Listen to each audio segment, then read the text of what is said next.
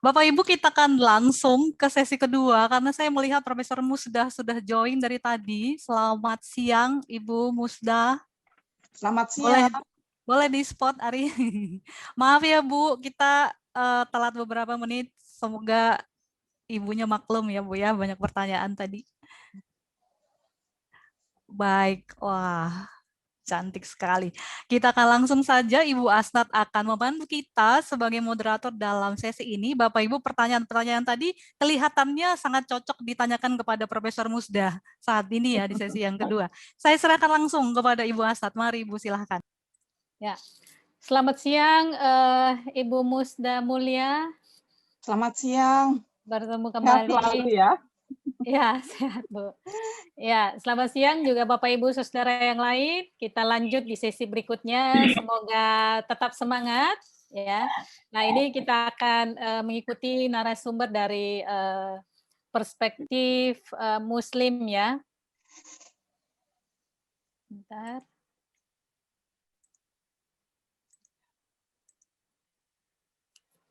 Ya, jadi tinjauan teologis topiknya perempuan radikalis perspektif Islam. Perspektif Islam. Ini kok hilang-hilang ya. Kalau banyak dibuka jadi bingung. Tunggu kalau kesulitan. Sudah. Oh, ya. Ya, jadi saya perkenalkan dulu Profesor Dr. Musda Mulia MA. Beliau adalah dosen dari UIN Jakarta dan juga dosen luar biasa di beberapa perguruan tinggi. Jadi dikenal luas sebagai intelektual, perempuan ulama, dan sekaligus perempuan aktivis yang bersikap sangat kritis, ya progresif gitu ya, terhadap berbagai pandangan mayoritas yang tidak rasional dan tidak humanis, khususnya dalam isu-isu agama. Beliau juga aktif di berbagai organisasi perempuan dan juga organisasi profesi seperti Akademi Ilmu Pengetahuan Indonesia atau AIPI dan Women Shura Council. Kemudian juga bersama Gus Dur, ya Presiden yang keempat kita, Johan Effendi dan sejumlah pemuka agama lainnya mendirikan ICRP, ya. Ini sebuah organisasi lintas iman yang aktif mempromosikan perdamaian melalui dialog agama dan sejak 2005 menjadi Ketua Umum ICRP. Kemudian juga beliau dikatakan menyelesaikan pendidikan dasar di pesantren Asadiyah, Sulawesi Selatan. Kemudian menjadi perempuan pertama yang meraih gelar doktor dalam bidang pemikiran politik Islam di UIN Jakarta. Disertasi beliau berjudul Negara Islam, ini merupakan hasil penelitian di Mesir, lalu diterbitkan menjadi buku oleh Paramadina dan penerbit Kata Kita. Beliau juga adalah perempuan pertama yang dikukuhkan LIPI sebagai profesor riset bidang lecture keagamaan di Kementerian Agama dengan pidato pengukuhan potret perempuan dalam lecture agama, rekonstruksi pemikiran Islam menuju masyarakat egaliter dan demokratis. Kemudian beliau juga mengikuti sejumlah pendidikan non formal di luar negeri dan juga sebagai aparatur sipil negara, Bu Musda pernah menjadi kepala penelitian dan pengembangan lektur agama Kementerian Agama Republik Indonesia, staf ahli Menteri HAM bidang pencegahan diskriminasi, juga staf ahli Menteri Agama bidang hubungan kerjasama internasional. Beliau juga sangat aktif dalam kegiatan sosial kemasyarakatan ya dan di beberapa NGO, ormas pemuda, keagamaan dan juga perempuan, dan ada beberapa karya-karya beliau yang sudah diterbitkan. Di antaranya Muslimah Reformis, Perempuan Pembaru Keagamaan, ada juga Perempuan dan Politik, Islam dan Inspirasi Kesetaraan Gender, dan buku-buku yang lain. Bapak Ibu bisa mencarinya dan membeli kalau tertarik untuk tema-tema perempuan dan Muslim, dan juga tentang politik. Demikian Bapak Ibu Saudara sedikit perkenalan tentang Profesor Dr. Musda Mulia MA. Dan waktu selanjutnya saya berikan kepada Ibu untuk mempresentasikan makalahnya kurang lebih 45 menit. Nanti kalau kurang bisa tambah, Bu. Karena waktu kita sampai jam 12. Ya. Silakan Ibu. Terima kasih Bu Pendeta, terima kasih banyak. Pertama-tama saya ingin menyapa dulu seluruh peserta dan seluruh sahabat yang ada di meeting room ini. Salam sehat untuk kita semuanya ya. Karena kalau sekarang ini kita bertemu itu kita mesti mengatakan kita mudah-mudahan kita semua sehat.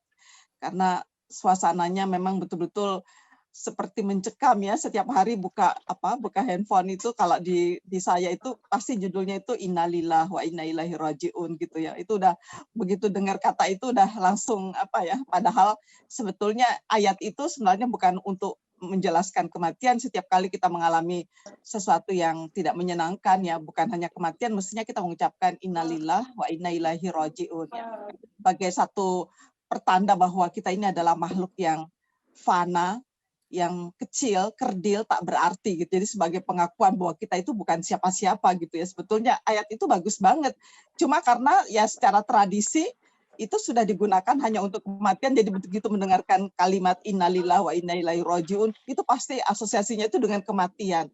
Padahal sebetulnya enggak gitu ya. Mestinya ayat itu dipakai kapanpun ya kita merasa tidak mampu melakukan sesuatu karena kita yakin akan kekerdilan kita gitu mestinya ya. Tetapi beginilah dalam agama itu banyak hal yang aneh tapi nyata gitu ya. Oke, baiklah, saya juga tadi menyimak pembicara sebelumnya dan menurut saya sangat menarik ya, banyak hal yang perlu kita elaborasi bersama. Dan yang kedua, saya bergembira sekali bisa hadir di tempat ini bersama dengan teman-teman sekalian karena kita itu ya we are kita itu berada dalam satu perjalanan ya, perjalanan yang sama bagaimana membangun masyarakat agama yang lebih demokratis dan juga lebih kritis sehingga mengedepankan nilai-nilai kemanusiaan, karena itulah ujung dari ajaran semua agama. Saya minta tolong panitia untuk menayangkan PPT saya sehingga saya bisa memulai dengan slide pertama. Teman-teman sekalian, saya ingin mengajak kita semua untuk melihat sebuah hasil survei yang disampaikan oleh sebuah survei internasional ya mengenai apakah agama itu penting ya, dan kemudian kita melihat negara kita berada pada yang pertama, dan saya sangat tidak bangga loh terus terang ya bahwa masyarakat kita itu memandang agama itu sesuatu yang amat penting. Masalahnya nanti seperti apa ya agama itu mempengaruhi pentingnya kehidupan kita yang lebih humanis itu sama sekali nanti berbeda gitu. Jadi kalau kita melihat pada cepat aja ya, karena ini hanya sekedar untuk semacam latar belakang saja sebelum saya masuk kepada penjelasan saya. Jadi beberapa hasil survei nanti akan saya perlihatkan secara sekilas dan saya tidak akan membahas survei-survei ini, hanya sekedar memberikan highlight ya kepada kita semua tentang apa sebenarnya yang kita hadapi ya. Nah, masyarakat Indonesia itu sama dengan masyarakat di negara-negara yang tidak maju ya, bahwa agama itu penting. Jadi kalau kita semuanya memfokuskan diri hidup kita pada agama dan sementara agama seperti apa yang kita anggap penting, itu next slide ya. Kita lihat, saya ingin mengajak kita untuk melihat next slide, bisa lebih cepat aja. Jadi kehilangan ini. Nah, ya, jadi nanti saya nggak usah minta itu ya, minta next begitu ya, supaya cepat aja karena ini hanya sekedar highlight aja. Jadi kalau kita melihat kemampuan intelektual manusia itu ada 7 atau ada 6 ya kemampuan kita untuk melihat apakah literasi beragama masyarakat kita itu memadai atau tidak. Ternyata dalam banyak penelitian yang saya lakukan itu kita hanya sampai kepada tingkat yang kedua ya, paling tinggi itu pada yang kedua, hanya sekedar menghafal, memahami. Nah, satu hal yang saya sedihkan ya akhir-akhir ini di kalangan masyarakat Islam itu malah muncul satu fenomena yang malah mengedepankan level hafalan. Jadi di mana-mana kalau Anda memperhatikan, itu sekarang ada banyak sekali pesantren yang menjual nilai pesantrennya itu dengan, oh ya di sini kalian bisa hafal Quran ya, di sini. Saya pikir kitab suci itu bukan dihafal ya, tetapi bagaimana kita memahami, dan yang lebih tinggi adalah bagaimana kita bisa menerapkan isi kitab suci itu untuk untuk perilaku kita sehari-hari. Lalu kita menganalisis, mengevaluasi, dan yang paling tinggi itu sebenarnya adalah menciptakan, how to create, menciptakan perilaku yang manusiawi berdasarkan ajaran-ajaran agama kita. Kita hampir belum sampai ke sana karena kita hanya terfokus mengajarkan agama itu hanya pada level pertama, alih-alih kita bisa naik ke level yang kedua.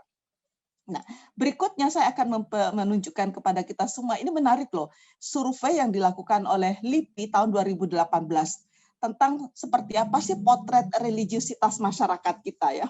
Jadi kalau saya melihat survei yang dilakukan oleh LIPI, ya ini adalah gambaran tentang bagaimana masyarakat kita ya melihat agamanya itu seperti apa. Jadi agama itu sesuatu yang enggak boleh dikritik, agama itu sesuatu yang harus dipahami seperti apa adanya, yang enggak boleh ada perdebatan, enggak boleh ada enggak boleh ada pertanyaan ya yang kritis tentang kenapa begini, kenapa begitu ya. Itu saya pikir ini sesuatu yang perlu kita kita evaluasi karena survei yang dilakukan oleh LIPI ini juga menyangkut agama-agama lain loh, bukan hanya Islam. Jadi survei yang dilakukan tahun 2018 ini mencakup 1.800 responden di 9 provinsi. Jadi DKI, jadi provinsi yang dipilih itu banyak adalah provinsi-provinsi yang selama ini dikenal sebagai daerah-daerah kantong radikalisme, yaitu DKI, Jawa Barat, Jawa Tengah, Jawa Timur, Banten, Sumatera Utara, Sulawesi Selatan, DIY, ya Jogja, dan Aceh. Nah, dari 1.800 responden yang diteliti ini, jawaban mereka adalah ya seperti ini gambarannya, Pak, bahwa fanatisme agama itu tinggi sekali. Jadi kalau kita melihat agama itu penting, tetapi agama yang mengajarkan kefanatikan yang tidak rasional, wah ini juga berbahaya sekali ya. Jadi saya percaya misalnya penggunaan kekerasan adalah jalan utama menuju surga. Waduh, ya meskipun jumlah di sininya dalam survei ini kecil, tetapi yang 5% ini adalah kelompok yang militan ya. That is the problem. Jadi memang kita selalu mengatakan surveinya itu kecil, mereka adalah kelompok yang kecil. Jangan salah, yang kecil ini adalah kelompok yang militan yang menggunakan, saya tidak mengatakan 24 jam, bahkan 48 jam ya dari waktunya, termasuk dalam mimpi-mimpinya itu dipakai untuk memikirkan bagaimana menghancurkan yang lain. Nah, sementara kelompok-kelompok moderat ya, umumnya kita ini kalau kita melihat situs-situs kelompok moderat Islam di Indonesia, saya pikir juga agama-agama lain sama aja. Itu santai sekali, kita menganggap nggak ada masalah gitu. Dan rata-rata kita kan memandang itu kan sedikit, itu kan kecil, ya biarkan aja. Apalagi banyak kelompok moderat mengatakan ya boleh juga dong mereka berpendapat, kenapa nggak boleh? Tetapi kan pendapat mereka itu mengundang hate speech, ya mengundang provokasi dan sebagainya. Ini juga persoalan ya di dalam dunia demokrasi kita. Nah, banyak penelitian yang mengungkapkan akibat space demokrasi yang dikembangkan tanpa aturan-aturan yang jelas, maka space demokrasi yang seharusnya menjadi baik buat masyarakat itu menjadi bumerang ya di dalam kehidupan sosial kita. Nah, pandangan seperti ini misalnya pemeluk agama selain saya adalah sesat. Waduh, ini sampai hampir 30% loh yang setuju dengan sangat setuju. Nah, pandangan-pandangan seperti ini menurut saya ini harus diwaspadai. Seharusnya pemerintah punya cara bagaimana menghadapi ya pandangan keagamaan yang fanatik seperti ini dalam masyarakat kita. Bahkan ada yang terakhir itu tadi, saya mendukung penerapan perda-perda syariah. Nah, kita tahu kan bagaimana perda-perda syariah seperti yang disampaikan oleh Komnas Perempuan, itu hampir 456, kalau nggak tambah lagi ya, yang itu isinya mengandung unsur-unsur diskriminatif terhadap perempuan. Tetapi jumlah yang setuju dengan perda-perda seperti itu dalam masyarakat kita ini 58%, wah hampir 60%. Bagaimana itu? Nah, intoleransi. Survei LIPI mengungkapkan ya, bagaimana apa wajah intoleransi di masyarakat kita. Kalau saya membaca ini, saya betul-betul ya mengerikan ya. Jadi rasanya kok saya nggak merasa heran lagi kalau misalnya terjadi ledakan bom di sana, bom bom bunuh diri kah atau apa seperti yang terjadi dalam aksi-aksi terorisme belakang ini ya, karena bagaimana ya pasti itu datang dari sikap intoleransi yang semakin menguat di masyarakat, dan ini menunjukkan hal yang nyata ya. Berikutnya radikalisme, kita melihat bagaimana dalam survei ini mengungkapkan tingkat radikalisme di masyarakat kita itu. Yang pertama, saya setuju bahwa ormas-ormas keagamaan yang menggunakan kekerasan harus ditertibkan oleh negara. Ya memang jumlah yang setuju itu banyak, tapi kan yang setuju ini kan tidak ngapa-ngapain, tidak melakukan hal-hal yang konkret. Bagaimana caranya supaya ketidaksetujuannya itu dinyatakan di dalam perilaku atau dinyatakan dalam gerakan ya, itu nggak seperti yang sebelahnya gitu. Meskipun yang tidak setuju, misalnya saya setuju jika Indonesia mendukung ISIS. Memang jumlahnya 3%, tapi jangan salah, 3% ini dari 270 juta penduduk kita itu mengerikan loh. Dan yang sedikit ini sangat militan, sangat mereka powerful ya, mereka sangat noisy dan sangat aktif. Ya. Bayangkan kalau kita memperhatikan situs-situs mereka, ada sekitar 300 lebih ya situs-situs yang sangat aktif di Indonesia yang berhaluan keras ya, berhaluan ISIS. Sementara situs-situs moderat ya seperti punya NU, punya Muhammadiyah, punya kami ICRP itu hanya beberapa saja jumlahnya, dan itu pun juga tidak selalu update ya, karena semuanya pada sibuk, dan ya itu tadi pandangan demokrasi tidak membangun sikap militansi ya di dalam gerakan-gerakan keagamaan kita. Nah ini yang lain juga, saya setuju bahwa Pancasila merupakan ideologi yang paling tepat untuk negara Indonesia. Bayangkan yang tidak setuju dan sangat tidak setuju itu hampir 70% loh. Mengerikan ya. Karena itu saya pikir ini penting loh buat kita semuanya, para pemerhati agama, untuk menjadikan survei-survei ini sebagai awal bagaimana kita melakukan perbaikan ya, bagaimana kita melakukan sesuatu yang menangkal ya, karena radikalisme itu selalu datang dari pikiran-pikiran yang intoleran. Nah, pikiran-pikiran yang intoleran itu dipicu oleh pemahaman yang fanatik ya di dalam sebuah agama, karena pemahaman yang fanatik itu lebih banyak warnai oleh berbagai mitos ketimbang fakta yang nyata ya di dalam seperti apa sebenarnya agama itu. Nah, next ya, saya seperti tadi saya katakan, ini highlight buat kita untuk melihat agama kita itu seperti apa, kehidupan keagamaan kita itu seperti apa di masyarakat.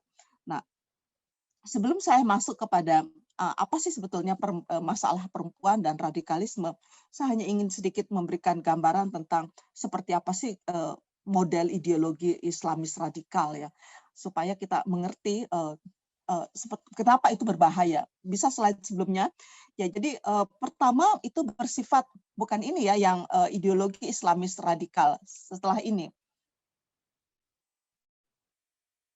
terus yang ya sesudah ini, nah ini dia lah.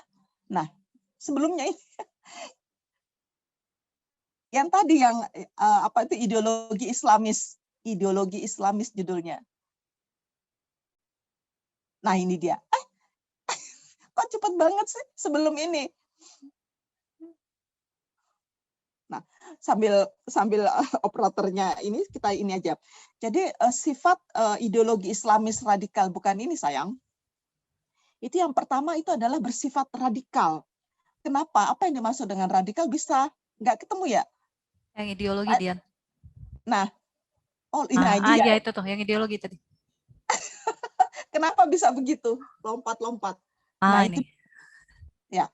Nah, teman-teman sekalian, apa sih ciri-ciri dari ideologi Islamis radikal itu? Yang pertama itu ya bersifat radikal.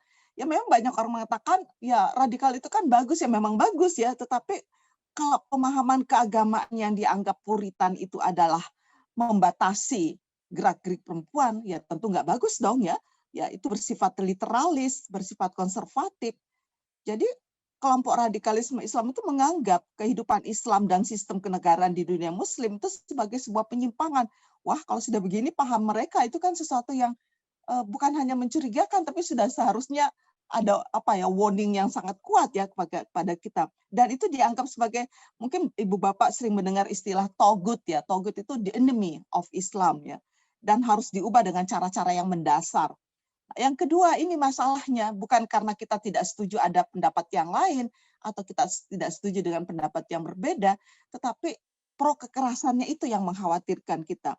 Kondisi yang menyimpang ini harus diluruskan, ya baik dengan jalan dakwah maupun dengan jalan jihad. Kalau sudah jihad, interpretasi mereka beda lagi, karena jihad bagi mereka itu adalah mematikan. Sementara apa yang saya kembangkan dengan interpretasi jihad itu adalah menjaga kehidupan. Jihad itu adalah menghidupkan, ya bukan mematikan. Nah, fanatik militan ini yang saya katakan tadi, ya salah satu ciri dari ideologi Islamis radikal itu adalah punya kemampuan membangun fanatisme yang militan, ya meyakini dengan mutlak bahwa hanya ajaran agama mereka yang mutlak benar dan harus disebarluaskan dengan jalan apapun. Nah, yang keempat ini yang berbahaya, anti barat, ya anti modernisme, anti pemikiran kritis dan rasional, dan semua itu dipersepsikan sebagai tagut, ya, sebagai biang kerok, sebagai penyebab ya hancurnya sistem kehidupan yang Islami. Dia juga anti terhadap budaya-budaya lokal, ya anti terhadap Pancasila, anti terhadap NKRI. Nah, dia juga sangat politis. Kenapa? Karena meyakini bahwa kekuasaan politik negara itu harus diraih karena merupakan kewajiban agama. Jadi dia menganggap bahwa upaya-upaya ini adalah kewajiban buat dia, sama dengan sholat itu adalah kewajiban. Nah, sementara pandangan-pandangan yang moderat itu seperti yang dikembangkan di NU maupun di Muhammadiyah itu tidak mengembangkan pandangan bahwa kita wajib ya mendirikan negara Islam. Kita wajib karena bagi kelompok-kelompok moderat itu mengatakan yang penting sistemnya itu sudah Islami. Islami itu apa? Nilainya intinya itu adalah ada nilai keadilan di dalamnya, ada nilai kesetaraan, ada nilai kemaslahatan untuk semua, ya bukan hanya untuk kelompok Islam saja. Nah, varian radikalisme Islam itu seperti apa yang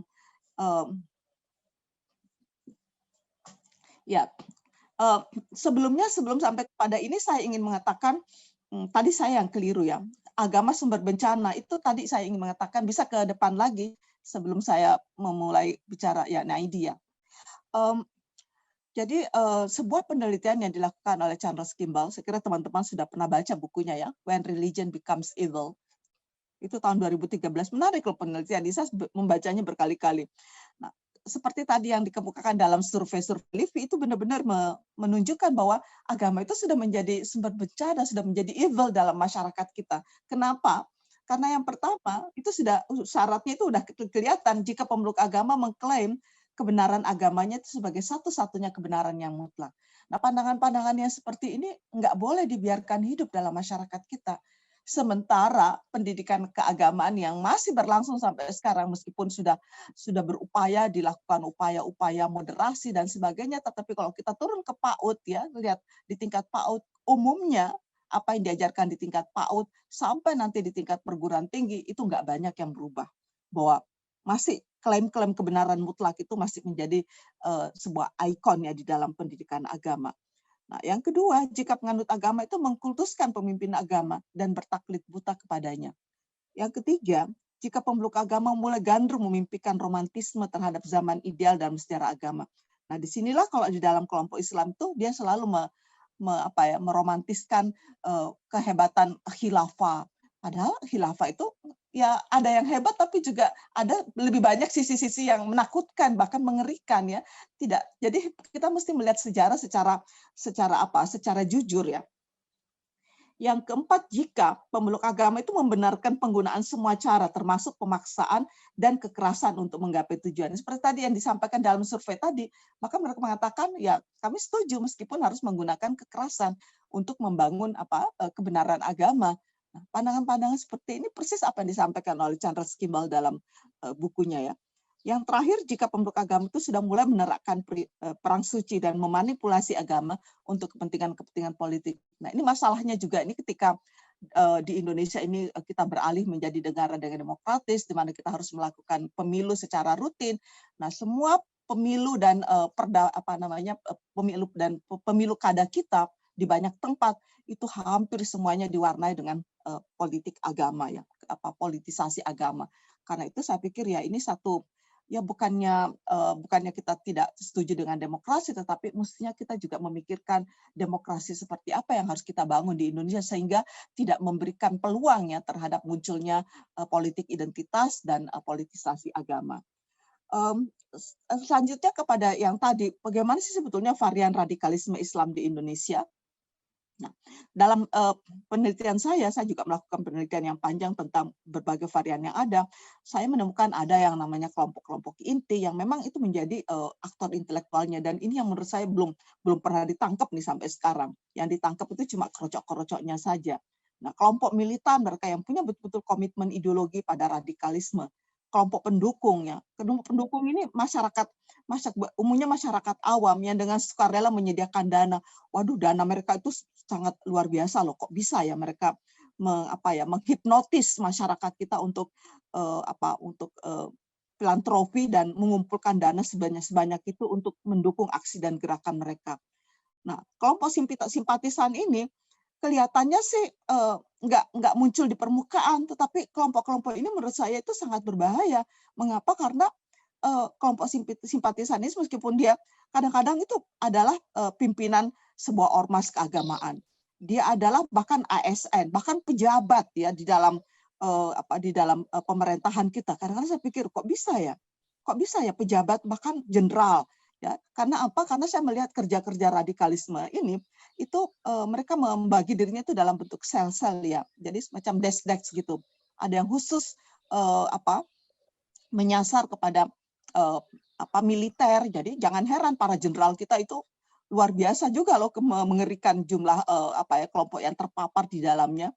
Lalu juga di kalangan artis-artis, makanya dia di kalangan artis sedikit-sedikit ada cerita tentang hijrah. Nah, yang masalahnya kalau mereka sudah mengatakan hijrah, itu hijrahnya adalah ke dalam pandangan-pandangan yang menurut saya bukan hanya fanatik, tetapi sudah mengandung unsur-unsur intoleran ya. Ada juga yang khusus untuk untuk mahasiswa. Jadi mereka tuh bekerja seperti sel-sel kanker yang ganas gitu ya. Semua lini dalam masyarakat kita itu nggak ada yang ditinggalkan kepada BUMN. Kemarin penelitiannya P3M ya kalau saya nggak salah itu yang masjid-masjid yang ada di Jakarta, ternyata masjid-masjid BUMN yang paling banyak merayakan dan juga mensosialisasikan pandangan-pandangan yang intoleran dalam kehidupan keagamaan. Kok bisa ya negara karena BUMN kan punya negara, jadi negara menyuarakan pandangan-pandangan yang menggerogoti keutuhan negara itu sendiri. Ini satu hal yang kok bisa gitu ya, tetapi ya ini adalah aneh tapi nyata ya. Itu adalah fakta yang kita nggak bisa menolak. Kita harus bicarakan dan harus kita diskusikan. Nah, pemicu di radikalisme banyak sekali yang saya temukan. Pemicu radikalisme itu, tetapi saya bisa menggolongkannya ke dalam 4 faktor. Yang pertama itu adalah faktor ideologis dan teologis. Ini kok yang pegang slide enggak ini ya? Jadi ada faktor ideologis dan teologis, ada faktor struktural, ada faktor psikologis, ada faktor sosial ekonomi, baik pada aras makro maupun mikro. Nah, faktor ideologisnya itu antara lain adalah ide-ide tentang pentingnya syariat Islam. Pentingnya bukan hanya pentingnya syariat, tetapi formalisasi syariat Islam. Karena itulah kemudian muncul perda-perda, muncul berbagai perundang-undangan, peraturan gubernur, peraturan bupati. Bahkan ya saya sampai membaca, kebetulan saya membantu menyusun Indeks Demokrasi Indonesia sejak tahun 2007. Dan saya menemukan berbagai macam peraturan-peraturan di lapangan itu nggak masuk akal ya. Misalnya ya, ada satu peraturan di daerah Kepulauan Riau di Tanjung Pinang ya. Itu satu peraturan gubernur yang mengatakan bahwa ASN yang ada di wilayah itu harus sholat zuhur di Masjid Jami. Kemudian sholat asar di Masjid Agung. Nah, jadi ASN kita ini bukannya sibuk melayani masyarakat, tapi sibuk menjalankan ritual, dan ritualnya itu juga dilakukan karena takut kepada atasan, karena nanti di sana ada absen yang menunjukkan siapa saja yang hadir untuk sholat dan tidak sholat. Jadi ASN itu diabsenin ya ke kewajiban sholatnya, dia sholat enggak gitu. Bahkan sekarang lebih gila lagi, ada semacam kewajiban sholat duha ya di kantor. Loh, apa urusannya? Ya bagi kita kan masalah keagamaan ini nggak ada hubungannya. Maksud saya gini, negara nggak perlu ngurusin ASN itu mau menjalankan sholat atau tidak sholat, karena itu adalah masalah private ya. Agama itu sesuatu yang privasi, saya sholat atau tidak sholat itu bukan urusan negara. Tetapi negara perlu tahu bahwa sholat saya, keagamaan saya itu punya dampak. Artinya apa? Bahwa kejujuran itu adalah proses dari saya sholat, akibat dari saya sholat. Nah, saya jujur dan disiplin dalam kerja itu yang diminta oleh negara. Jadi negara nggak perlu ngurusin agama saya, apa saya sholat atau tidak sholat, itu urusan saya dengan Tuhan. Tapi negara ini apa kurang kerjaan atau gimana? Karena saya pikir apa sudah kehilangan apa ya? Tapi saya dalam perbincangan saya yang panjang dengan kepala-kepala daerah dan banyak kelompok di berbagai daerah, politik kita yang sekarang ini yang harus punya mahar, ya harus punya dana yang besar. Makanya bupati atau wali kota yang terpilih itu adalah orang-orang yang seringkali nggak punya kapabilitas, ya, nggak punya kemampuan apa-apa dalam memanage, apalagi di dalam leadership. Jadi yang dia lakukan adalah bagaimana mencari sesuatu yang membuat dia populer. Jadi popularitas itu kan paling gampang diraih dengan agama. Oh, dia ternyata agamis gitu kan, disukailah oleh karena juga literasi masyarakat kita itu sedemikian rendahnya seperti tadi yang saya tunjukkan.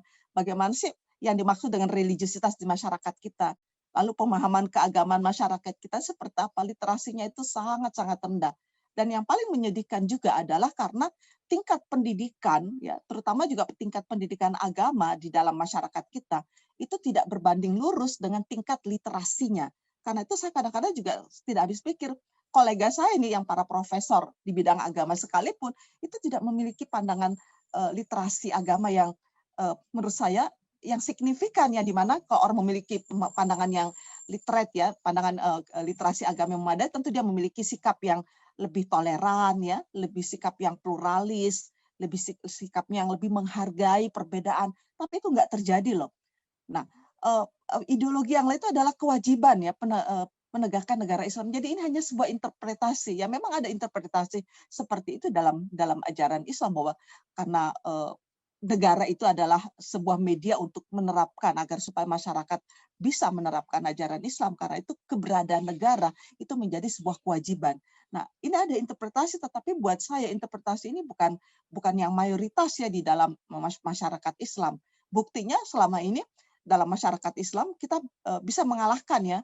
Meskipun di awal-awal pendirian Indonesia kita melihat bahwa kelompok-kelompok DI, TII itu cukup vokal, ya, untuk menyuarakan upaya untuk penegakan negara Islam. Bagaimana juga perdebatan dalam dalam majelis konstituante kita pada masa-masa awal pendirian negara ini terlihat perdebatan yang cukup kuat, ya, untuk pendirian negara Islam. Tetapi kan kita bisa melampaui itu semua dengan baik, ya, dalam sejarah itu terbaca dengan sangat luar biasa, ya. Tetapi sekarang ini rupanya dikembangkan sedemikian rupa lagi dalam masyarakat kita. Nah, yang ketiga itu adalah khilafah Islamiyah dengan kehadiran kelompok-kelompok transnasional di Indonesia, ya, dari kelompok Ikhwanul Muslimin di Mesir itu datang ke Indonesia melalui partai PKS dan organisasi Hizbut Tahrir Indonesia yang meskipun itu sudah dibubarkan secara organisatoris, ya, secara administratif, tetapi kegiatan mereka tetap berkembang bahkan dengan 1000 wajah di masyarakat kita. Ini yang perlu kita perlu waspadai, karena ban atau penghapusan atau pembatalan organisasi itu tidak serta-merta dengan pembatalan kegiatan mereka di masyarakat. Penghapusan demokrasi. Pandangan-pandangan seperti ini adalah pandangan-pandangan yang nyata yang digelorakan, ya, setiap saat oleh kelompok-kelompok radikal tersebut. Oke. Nah, tetapi juga kita punya masalah dengan faktor struktural. Jadi kalau saya melihat ini juga problem yang nggak selesai sampai sekarang ya. Jadi kita melihat pada masa Orde Baru berbagai macam kebijakan yang menyudutkan umat Islam itu harus kita akui bahwa itu sesuatu yang menimbulkan trauma pada awal-awal awal-awal reformasi. Jadi seperti ada ingin balas dendam ya. Jadi ketika kita mengalami proses reformasi itu kan saya melihat ya bahwa upaya-upaya demokratisasi itu seperti upaya membuka jendela ya. Nah, ketika kita membuka jendela itu kan bukan hanya udara segar yang masuk, tetapi berbagai macam serangga, hama, dan sebagainya itu ikut masuk ya bersama udara segar itu. Dan kita belum punya filter yang kuat ketika itu. Itulah sebabnya kalau ibu bapak, teman-teman sekalian membaca bukunya Pendeta Yewango tentang penumpang gelap demokrasi, itulah yang dimaksud ya, bahwa ketika kita dalam proses demokratisasi ini, rupanya kelompok-kelompok yang anti demokrasi itu menggunakan space demokrasi dengan sangat baiknya, dengan sangat canggihnya untuk menyuarakan pandangan-pandangan mereka yang anti demokrasi, yang anti NKRI, yang anti Pancasila. Jadi menarik loh kalau kita membaca sejarah reformasi Indonesia, bahwa space demokrasi yang kita bangun dengan darah, dengan susah payah, itu nantinya lebih banyak digunakan oleh kelompok-kelompok yang anti demokrasi ketimbang oleh kelompok-kelompok yang pro demokrasi. Faktor psikologis ya, ada faktor lain lagi yang mempengaruhi munculnya radikalisme. Nah, ini lebih banyak nih mempengaruhi para perempuan. Nah, nantinya kalau dalam penelitian saya, kenapa kok perempuan lebih banyak terpicu oleh oleh doktrin-doktrin radikalisme, itu lebih banyak persoalan-persoalannya, rasa kecewa, frustrasi, tracing, terpinggirkan ya. Dan ini juga membenarkan kenapa pertanyaannya, kenapa kalau dalam kelompok perempuan itu lebih banyak adalah kelompok-kelompok migran ya, yang terpapar ya, karena biasanya kelompok-kelompok migran itu, perempuan migran itu mengalami berbagai macam kekerasannya di tempat kerjanya. Kita melihat bahwa di tempat kerjanya mereka merasa terasing, merasa frustrasi, tetapi nanti kemudian mereka didekati oleh kelompok-kelompok radikal dan dijanjikan sesuatu yang memberikan ekspektasi kepada mereka. Paling tidak ekspektasinya itu adalah sorga ya. Jadi ya buat mereka ini sesuatu ya, daripada saya nggak punya apa-apa ya dengan kehidupan saya yang penuh dengan cerita-cerita kekecewaan, ya nggak apa-apa lah. Saya kayaknya ini sesuatu yang menjanjikan. Nah, kondisi psikologis ini juga yang terjadi juga pada kelompok-kelompok, saya melihat bahwa mereka juga menjaring banyak pengusaha-pengusaha dan kelompok-kelompok yang sudah mapan ya dalam tanda kutip, misalnya artis-artis top, kenapa kok bisa beralih gitu, karena ya orang kalau sudah berada dalam puncak itu kan merasa alien ya, merasa sendiri, dan biasanya itu sesuatu yang menyakitkan ya, kita berada sendirian dan orang semua jauh dari kita. Nah, proses-proses seperti ini yang menjadi sebuah pemicu ya, bagaimana kelompok-kelompok ini bisa menghipnotis mereka. Belum lagi persoalan ketimpangan sosial, pengangguran, karena itu saya setiap kali terjadi malah mega korupsi seperti skandal skandal bansos gitu. Ini betul-betul menjadi sebuah presiden buat munculnya atau maraknya atau menguatnya kelompok-kelompok intoleran dan juga kelompok-kelompok radikal di Indonesia. Pasti dia mengatakan, tuh lihat kan, karena menggunakan Pancasila, coba pakai syariat Islam, nggak ada itu korupsi, nggak ada tuh yang seperti itu. Jadi setiap kali muncul skandal-skandal mega korupsi seperti itu, saya yang merasa ketat-ketir karena ini merupakan satu presiden buruk lagi nih buat demokrasi kita. Apa kata orang-orang seperti Abu Bakar Ba'asyir, karena saya bertemu ya langsung dengan mereka ya. Orang lain mungkin nggak berani ketemu, tapi saya karena saya pengen tahu langsung apa sih yang ada dalam pikiran orang-orang seperti Abu Bakar Ba'asyir. Dia mengatakan, Musda, kamu itu orang yang kritis, kenapa sih kamu mempertahankan Pancasila, mempertahankan NKRI ini yang sudah begini bobroknya? Bayangkan 70 tahun kita merdeka dan kita tidak punya apa-apa ya. Dan fakta-fakta yang mereka miliki juga betul-betul lengkap. Jadi jangan dikira mereka itu nggak punya fakta-fakta tentang Indonesia, bagaimana ketimpangan sosial itu terjadi begitu menganga di depan mata kita. Saya kadang-kadang pikir, benar juga sih apa kata mereka ya, ketimpangan sosial ini nggak bisa lagi kita tolerir, kita harus melakukan ya revolusi untuk bagaimana membuat Indonesia yang lebih baik. Tapi saya tetap aja, tapi bukan itu caranya, bukan dengan menghancurkan. Kita bisa melakukan perbaikan dengan cara kita memilih Pancasila, ya, memilih negara kita yang tercinta ini dengan melakukan perbaikan-perbaikan yang yang substansial, ya, bukan perbaikan-perbaikan yang sifatnya itu hanya sekedar aksesoris gitu ya. Tetapi bagi mereka nggak bisa lagi, ini udah terlalu parah untuk diperbaiki ya.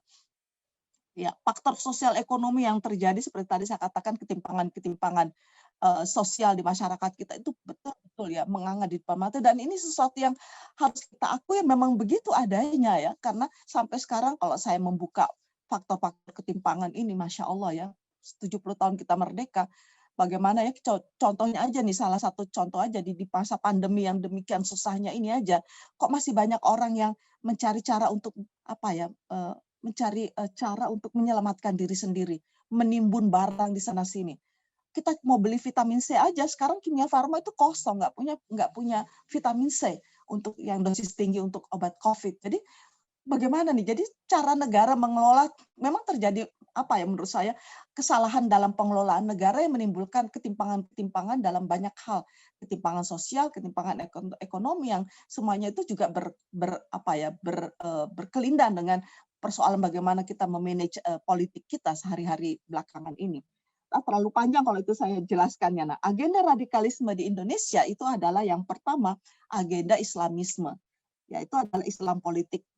Ya, bagaimana menjadikan Islam itu sebagai ideologi politik. Nah, ini yang menurut saya ini berbeda dengan agenda yang dikembangkan oleh kelompok-kelompok Islam yang lain ya. Bisa masuk ke agenda radikalisme. Nah, jadi upaya-upaya untuk membangun ya politik yang Islami itu menjadi sebuah agenda. Jadi melalui apa? Ya, jadi mereka masuk melalui cara-cara yang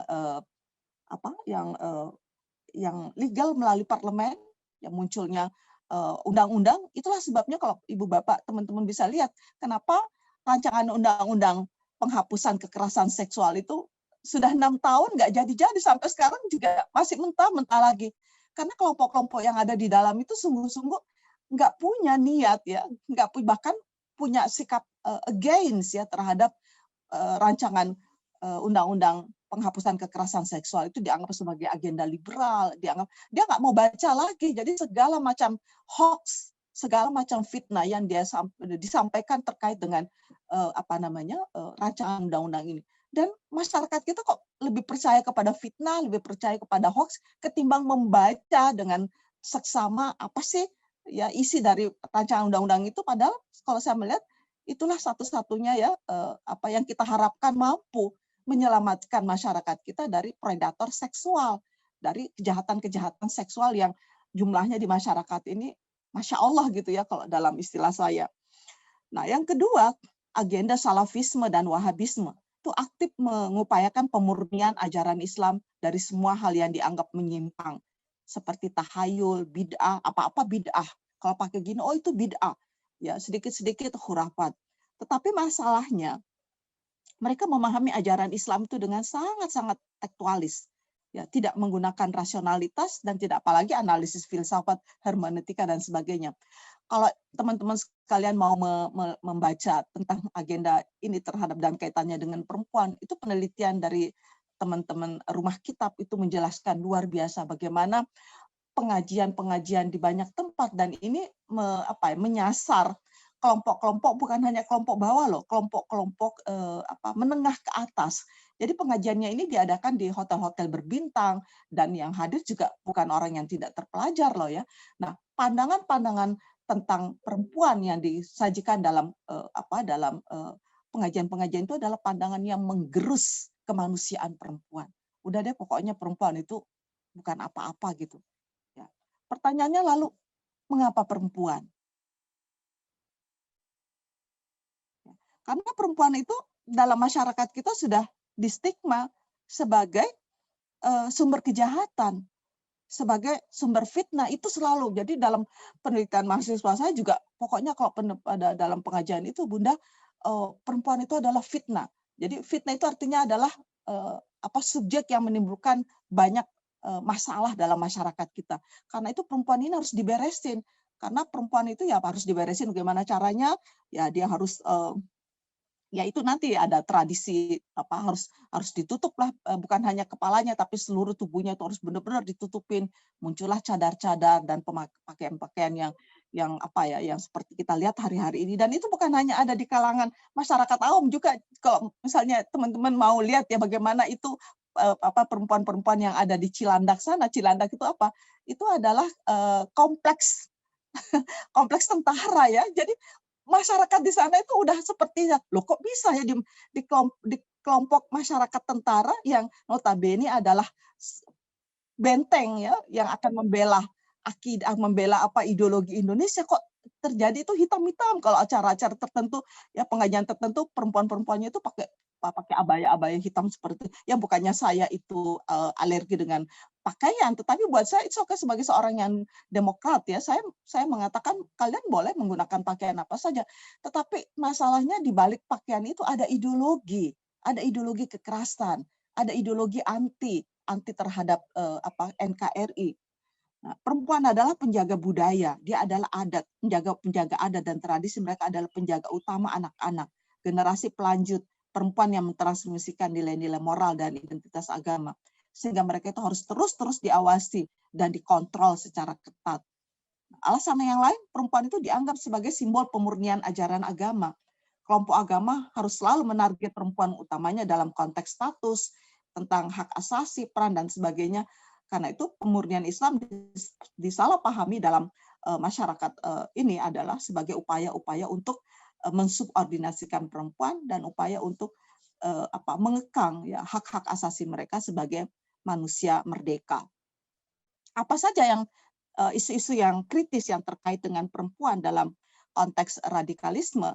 Sepanjang penelitian saya itu beberapa hal yang saya temukan adalah yang pertama wacana ya bahwa perempuan itu adalah tiang negara. Ya memang sih di dalam banyak hadis itu dikatakan almar'atu imadul bilad ya, kalau dalam hadis-hadis itu dikatakan. Tetapi pemahaman yang disampaikan dalam masyarakat kita, karena kamu adalah tiang negara, kamu yang harus menjaga moralitas. Saya katakan nggak bisa, dalam ajaran agama itu dikatakan moralitas itu harus diusung oleh semua laki dan perempuan. Jadi bukan hanya perempuan yang harus bermoral. Akibatnya apa? Seperti yang terjadi dalam masyarakat kita, perempuan yang dipaksa untuk menjaga nilai-nilai moralitas, sementara laki-laki dibiarkan permisif ya, tidak peduli dengan nilai-nilai moral. Kalau hanya setengah dari masyarakat kita yang menjaga nilai-nilai moralitas, sementara yang lainnya dibiarkan menjadi orang yang tidak mengerti atau bahkan tidak peduli dengan nilai-nilai moralitas, ya seperti ini yang terjadi. Kita tidak akan pernah membangun masyarakat yang bermoral. Yang kedua, status pemimpin ya, kepemimpinan itu tetap sampai sekarang bahwa perempuan itu nggak boleh jadi pemimpin, nggak boleh, kalaupun dia jadi pemimpin dia harus tetapi kadang-kadang juga hipokritnya itu. Jadi partai-partai yang tidak mendukung perempuan menjadi pemimpin itu mengangkat ya, kalau misalnya ada pemilihan daerah, pemilihan kepala daerah, ya yang penting dia nggak apa-apa perempuan, asal dia itu adalah istri saya, asal dia itu adalah anak saya, asal dia itu keponakan saya. Karena apa? Karena dengan mengangkat mereka sebagai perempuan bukan berarti dia setuju dengan pandangan kesetaraan keadilan gender, tetapi bagaimana dia menjadikan itu sebagai alat ya, boneka untuk kooptasi yang lain. Karena kalau dia pakai laki-laki mungkin nggak bisa, jadi dia pakai perempuan. Ini juga problemnya di kita. Sementara kita mengglorifikasi, oh iya kepala daerahnya itu perempuan, tetapi apakah dia punya kemampuan untuk menyuarakan pandangan-pandangan perempuan atau pandangan-pandangan kesetaraan? Sama sekali enggak ada hubungannya.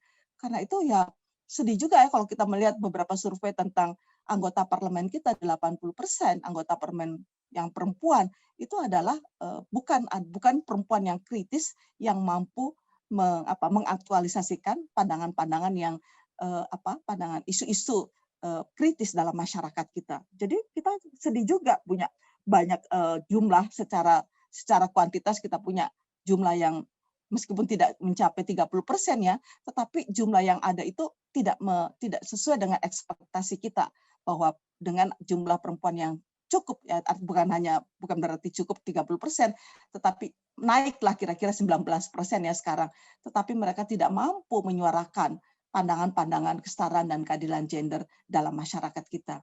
Meskipun juga saya secara apresiasi ya masih ada ya kelompok-kelompok perempuan yang betul-betul fight ya untuk kepentingan menyuarakan tentang isu-isu perempuan di parlemen. Nah, konsep al-wala wal bara ini paling banyak nih ya mematikan ya, saya selalu mengatakan menggerus ya kemanusiaan perempuan. Karena kalau sudah dinyatakan dalam ini adalah konsep yang dikembangkan di dalam di dalam Ikhwanul Muslimin dan juga Hizbut Tahrir. Itu adalah konsep al-wala itu adalah loyalitas penuh kepada Islam ya. Jadi begitu Anda punya mengaku Islam, kamu nggak boleh memberikan sedikit pun ya celah kepada kehadiran yang lain. Nah, ini kan berbahaya pandangan-pandangan seperti ini. Al-bara itu artinya kamu harus memutuskan semua hubungan ya dengan lingkungan kamu sebelumnya karena mereka itu adalah togut. Jadi kamu harus hijrah, dan begitu kamu hijrah kamu memutuskan siapapun. Jadi karena itu dalam masyarakat kita banyak yang mengeluh kepada saya begitu anaknya masuk dalam kelompok-kelompok seperti ini, kok mereka seperti menganggap saya sebagai musuh padahal saya ini orang tuanya. Nah, pandangan keagamaan yang disampaikan kepada kan sangat tidak masuk akal. Bagaimana kamu bisa memiliki loyalitas kepada kelompokmu, tetapi kamu abai pada ketaatan kepada orang tua atau kecintaan pada orang tua yang justru merupakan inti dari ajaran ya. Jadi banyak orang tua jadi kehilangan anaknya, kehilangan saudaranya karena ya itu tadi ya proses-proses hijrah yang disalamaknakan di masyarakat kita. Pandangan tentang jihad, ya pandangan tentang mati syahid, pandangan tentang surga, ini konsep-konsep teologis yang betul-betul ya mengalami perubahan yang masif ya di masyarakat kita. Dan saya nggak tahu ya kok bisa ya pandangan-pandangan mereka yang tidak masuk akal ini bisa menghipnotis masyarakat kita untuk menerimanya. Padahal kalau kita punya pandangan yang kritis, ya pandangan yang rasional, kita menganggap loh kok bisa, itu kan sesuatu yang nonsens gitu, nggak masuk akal gitu. Tetapi inilah pentingnya menurut saya itu adalah membangun literasi agama. Sehingga dimanapun kita beragama, kita tidak akan pernah kehilangan daya kritis kita. Padahal sebetulnya dalam Islam juga ini sangat ditekankan. Saya ingat ya Nabi itu selalu mengatakan adinu wal akal. Agama itu harus selalu selaras dengan pandangan-pandangan yang rasional. Manakala kamu menemukan pandangan yang tidak rasional, kamu harus mempertanyakan apakah itu ajaran agama. Ya, tetapi yang seperti ini nggak muncul gitu. Kadang-kadang saya pikir kok bisa ya. Nah, tubuh perempuan adalah fitnah seperti yang saya katakan tadi, karena itu ya ada ya failing, restriction on mobility dan sebagainya. Nah, ini yang berbahaya nih yang lembaga pernikahan. Wah, kampanye-kampanye pernikahan anak itu indahnya, nikah dini, itu buku itu banyak sekali. Dan seperti jamur di musim hujan itu bertebaran di mana-mana. Mudah sekali, dan mereka kan menulis buku kan nggak seperti kita. Kalau kita kan diedit lah dulu, lama prosesnya baru jadi sebuah buku. Mereka tuh bisa loh bikin buku tuh hanya semalam. Karena nggak ada proses editing, nggak ada proses apa, pokoknya jadi aja, bahasanya juga kacau balau, nggak mengikuti kaidah-kaidah bahasa Indonesia gitu. Tapi buku-buku seperti ini juga diminati loh dalam masyarakat kita. Saya kadang-kadang pikir bagaimana ya menghadapi masalah seperti kan kita kan kok menulis buku itu kan harus kita pikirkan bahasanya, kita harus editnya bagaimana, panjang sekali prosesnya. Sementara mereka jadi buku kita belum selesai, mereka udah lahir 100 buku ya. Kadang-kadang kita nggak bisa berpacu. Ya, saya jadi ingat berpacu dalam melodi. Kadang-kadang ya kita bagaimana ya, jadi kampanye-kampanye poligami itu menjadi, kebayang nggak Ibu Bapak sekalian, ada satu kursus poligami itu kan ya berbayar tuh sampai 4 jutaan loh. Hah? Saya sampai list Markus satu ketika, Musta kamu pikir gimana nih alasannya nih? Saya bilang, I have no idea. Saya bilang, saya nggak tahu gimana menjelaskannya. Bingung saya. Kok ada ya kursus-kursus poligami itu diminati sampai pesertanya itu ratusan. Dan mereka bayar loh sampai 4 jutaan. Sementara kita bikin webinar untuk menjelaskan tentang baiknya demokrasi, baiknya pandangan-pandangan yang mengedepankan kemanusiaan, itu setengah mati mendatangkan peserta ya, padahal itu gratis. Kadang-kadang saya pikir apa yang salah ya dengan kita ini. Nah, konsep sami'na wa ta'na. Kalau dalam Islam sebetulnya konsep sami'na wa ta'na ini antara manusia dan Tuhan ya, bukan antara manusia dengan sesama. Tetapi ini selalu dipakai nih, kamu harus sami'na wa ta'na. Artinya sami'na wa ta'na itu kamu harus benar-benar nggak boleh tidak ada celah untuk tidak patuh. Jadi kepatuhan mutlak. Nah, ini dipakai dalam relasi suami istri, dipakai dalam relasi manusia dan imamnya. Jadi saya ketemu ya dengan mahasiswa-mahasiswa militan di berbagai perguruan tinggi kalau saya keliling, karena meskipun pandemi saya masih keliling nih ya. Saya ketemu nih mahasiswa-mahasiswa yang secara terbuka menyampaikan di dalam forum, Bu Musda, tapi kata imam saya begini, itu mahasiswa dan itu mahasiswa doktoral loh, udah nggak lama lagi dia jadi doktor. Kok bisa ya? Lalu selama ini dia belajar di perguruan tinggi untuk apa? Kok nggak terbangun pikiran kritisnya? Lo apa yang dikatakan, saya katakan saja, memangnya imam kamu itu bukan manusia. Kalau imam kamu itu berwujud manusia, dia punya potensi untuk salah.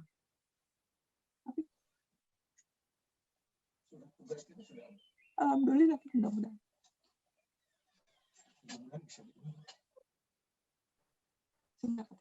Halo Ibu. Oke, ya. Waktu, maaf. Ya, Bu Musda, waktu Ibu 10 menit lagi ya. Ya, oke. Ada yang mau ganggu. ada penting. Nah, saya ingin mengakhiri saja. Iya, 10 menit lagi, Bu. 10 menit lagi. Saya ingin menunjukkan saja di belakang situ, langsung aja dampak pentingnya agama ini dibaca aja. Nah, pengalaman ini aja, pengalaman perempuan Kenya. Ya, jadi saya ingin berbagi cerita dengan teman-teman di sini bagaimana pengalaman perempuan Nigeria ya menghandle radikalisme itu ya. Jadi saya melihat bahwa upaya-upaya yang dilakukan itu adalah bagaimana perempuan itu melawan kesalahpahaman terhadap Islam dengan cara kampanye meningkatkan kepedulian terutama terhadap perempuan untuk waspada terhadap lingkungan keluarga. Jadi mulai dari pendidikan keluarga, karena itu menurut saya ya pendidikan dalam keluarga ini penting sekali. Mestinya kita duduk bersama membangun atau merumuskan formulasi pendidikan keluarga itu kayak apa. Dimulai dengan parenting education saya kira ya. Lalu juga dalam pengalaman perempuan Kenya itu juga sama ya, bahwa dakwah perempuan itu juga diperkuat dengan mengajarkan dan memandu perempuan untuk memahami agama yang menghargai kemanusiaan dan mendorong mereka untuk hidup secara harmonis. Karena ini harus diperkuat di dalam propaganda atau di dalam, kalau dalam Islam itu dalam misi atau dalam dakwah ya.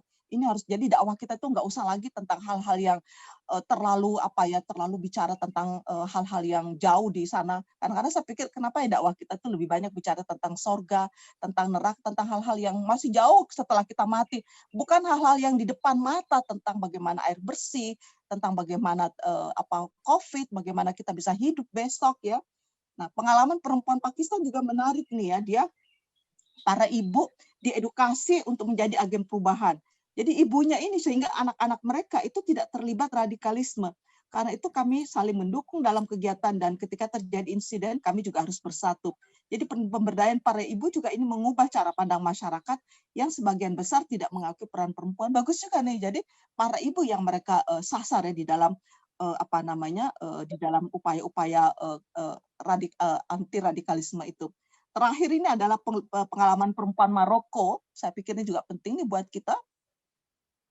Pengalaman perempuan Maroko, ya. Jadi menarik ya, perempuan itu mendesak pemerintah menciptakan kelompok religius moderat dengan melibatkan kelompok perempuan. Nah, terus terang di kita nih konsep moderasi beragama dan program moderasi beragama pemerintah yang sudah dikembangkan pemerintah itu masih ada dalam tahap wacana ya. Belum saya itu belum terimplementasi dalam langkah-langkah konkret di masyarakat itu kayak apa. Tetapi masalahnya juga konsep beragama, moderasi beragama yang dikembangkan pemerintah ini terus terang saya beberapa kali itu sebel ya, karena tidak unsur kesetaraan dan keadilan gendernya itu belum kelihatan. Bagaimana menjadikan perempuan dan pengalaman perempuan di dalam upaya-upaya membangun moderasi beragama itu. Jadi terakhir ya saya pikir ya kita harus memperkuat terakhir aksi konkret yang saya usulkan. Mungkin yang slide terakhir mungkin ya. Berikutnya lagi, nanti itu dibaca. Nah, bagaimana kita memperkuat teologi yang mengedepankan literasi keagamaan dan kebudayaan setelah ini. Lalu yang kedua, bagaimana kita mengamalkan ajaran agama secara rileks ya. Jadi gimana ya kita mengajarkan agama itu yang rileks. Jadi nggak usah tegang, nggak usah menganggap bahwa ritual itu segala-galanya gitu dalam hidup kita gitu ya. Jadi rileks aja gitu, nggak usah sampai gimana ya, dalam masyarakat kita ini juga penting kita mengajarkan agama yang rileks. Tetapi terakhir juga membangun kohesi sosial dan jejaring sosial, memperkokoh interface, encounter, dan networking. Ini bagi saya ini sesuatu yang nggak boleh ditawar-tawar. Nah, terakhir saya selalu menggunakan ini, terakhir ya, saya selalu menggunakan ini bahwa sebaik-baik agama adalah al-Hanafi as-Samha, yaitu agama dengan semangat mencari kebenaran yang lapang, toleran, bersifat pluralis, tidak sempit, tidak fanatik, dan tidak ada kekerasan, dan juga bahkan tidak membelenggu juga jiwa. Karena itu bagi saya agama itu adalah sesuatu yang harusnya mendatangkan bahagia dan membahagiakan. Saya kira demikian Ibu-ibu sekalian, teman-teman sekalian, mudah-mudahan memberikan sesuatu untuk kita semuanya. Terima kasih. Terima kasih Profesor Musda Mulia untuk presentasinya yang sangat menarik dan mencerahkan kita. Ya, jadi karena waktu yang terbatas tidak bisa semua dijelaskan, tapi kita bisa baca nanti. Jadi, jadi benar Bu, bahwa kadang agama itu memang apa ya, fungsinya sebenarnya untuk mendatangkan kebaikan, tapi tidak jarang jadi monster juga ya. Jadi bukan mencapai kedamaian, tetapi sebaliknya justru menciptakan kekacauan. Nah, itu banyak terjadi ya, yaitu karena penyelewengan yang terjadi. Nah, Ibu, ini sudah banyak pertanyaan yang ditulis di kolom chat. Saya akan baca, nanti saya singkat-singkat yang lain ya Bu ya. Ibu, Ibu maunya jawab per pertanyaan atau 3 pertanyaan misalnya gitu, atau satu-satu? Oh, 3 pertanyaan sekaligus ya, biar saya bernafas juga. Baik Ibu. Ya, jadi yang pertama ini saya singkat aja, jadi dari Pak Lazarus. Jadi benar bahwa perang kita terhadap radikalisme bukan hanya pada lembaganya, tetapi terutama pada ideologi atau konstruksi pikiran yang dianut, diimani, dan dihidupi. Kalau itu pokok masalah dan perang kita, kira-kira strategi apa yang tepat dilakukan untuk menangkal, bahkan membasmi radikalisme di Indonesia? Itu yang pertama. Yang kedua, ini dari Pak Purim kayaknya ini hanya komentar saja, juga dari Bu Lenta. Yang berikutnya dari Pak Erik Barus. Apa Ibu setuju asumsi yang dikatakan bahwa di Indonesia sudah mulai ada keberanian perempuan untuk bom bunuh diri? Apakah ini benar atau perempuan yang terlibat itu lebih sebagai tameng untuk perjuangan grup mereka? Sejauh mana pengaruh Wahabis, Salafis, dan Ikhwanul Muslim dan grup radikalisme lainnya Indonesia, grup mana yang ada di Indonesia yang seide dengan mereka? Dan bagaimana usul Ibu tentang peran perempuan di Indonesia dalam membangun peace building versi ICRC Dian Intervide, atau ada model baru usul Ibu sesuai situasi terkini kerjasama interfaith community? Itu yang berikutnya dari Ibu Resti. Dikatakan bahwa agama menjadi salah satu sumber radikalisme dan hal itu sangat ditentukan oleh penafsiran seseorang yang syarat kepentingan. Menurut Ibu, apakah peranan budaya lokal dapat membantu agama dalam menafsirkan teks keagamaan dengan memberi peranan penafsir untuk memahami teks dari budaya yang dimilikinya, misalnya budaya Bugis Makassar yang memiliki banyak nilai positif? Nah, itu 3 pertanyaan dulu, Ibu. Masih ada banyak di bawah, tapi 3 dulu yang perlu dijawab sekarang. Silakan, Ibu. Ya, terima kasih banyak. Sudah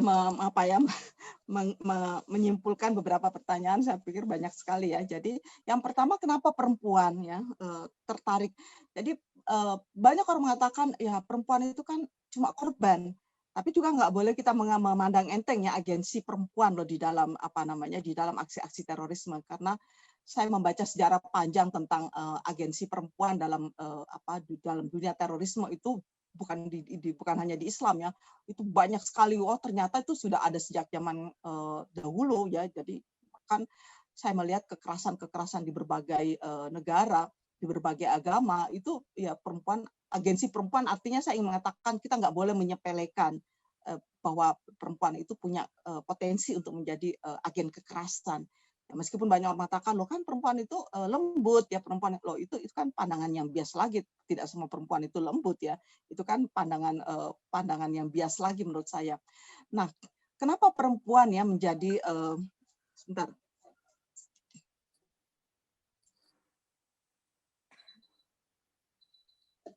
Kenapa perempuan menjadi aktor teroris ya dalam banyak kasus? Saya melihat bahwa ISIS tahun 2015 itu melakukan kebijakan baru di mana mereka mengatakan kita harus lebih banyak merekrut perempuan sebagai aktor. Kenapa perempuan? Yang pertama, cost-nya lebih murah. Jadi saya melihat ini perempuan ini kacau juga ya.